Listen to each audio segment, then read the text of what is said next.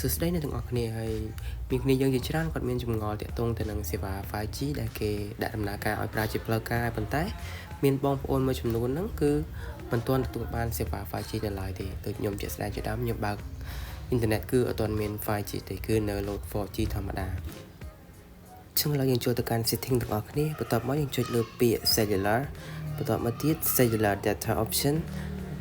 ហើយយើងចុចលើពាក្យ voice and dataហើយឥឡូវនេះខ្ញុំបានដាក់ទៅ 5G auto ហើយប៉ុន្តែបើអ្នកទាំងអស់គ្នាមិនទាន់ដាក់ទេអាចចុចទៅកន្លែងហ្នឹងបានហើយជាលទ្ធផលគឺខ្ញុំអត់ទាន់ទទួលបានសេវា 5G មកទេគឺអត់ទាន់មានអីប្រែប្រួលទេឥឡូវនេះខ្ញុំសាកធ្វើការបិទទូរស័ព្ទបិទគ្រឿងហើយបន្ទាប់មកខ្ញុំធ្វើការបើកឡើងវិញ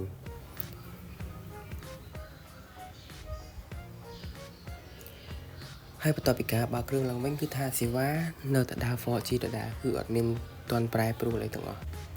ហើយខ្ញុំក៏បានសាកល្បងវិធីសាស្ត្រមួយទៀតគឺចូលទៅកាន់ General ហើយបន្ទាប់មកទៀតយើងរកពាក្យ Transfer or Reset iPhone បន្ទាប់មកទៀតចុចពាក្យ Reset Network Setting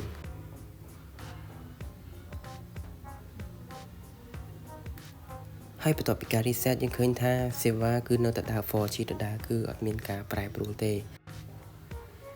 ហើយយប់ឡើងខ្ញុំក៏បានឆ្លៀតទៅជ្រោយចង្វាមិនទៅលោតទឹកទេគឺទៅតេស្ត 5G ដោយសារតែខ្ញុំបានឮថា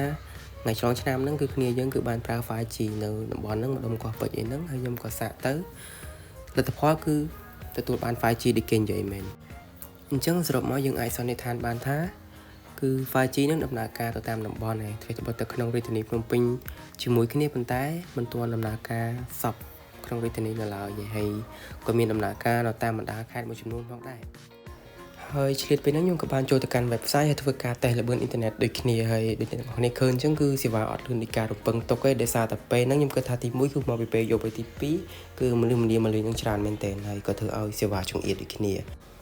ហើយចំពោះករណីតំបន់មានបងប្អូនខ្លះក៏នៅតំបន់ជាមួយខ្ញុំប្រើ SIM ដូចគ្នាប៉ុន្តែគាត់ដើរសេវា 5G តែខ្ញុំអត់ដើរទេអញ្ចឹងខ្ញុំគិតថាអាចករណីមកពីទូរស័ព្ទហើយចំពោះទូរស័ព្ទខ្ញុំគឺជា model របស់អូស្ត្រាលីគឺលេខកូដ X/A ចុះអ្នកទាំងអស់គ្នាវិញ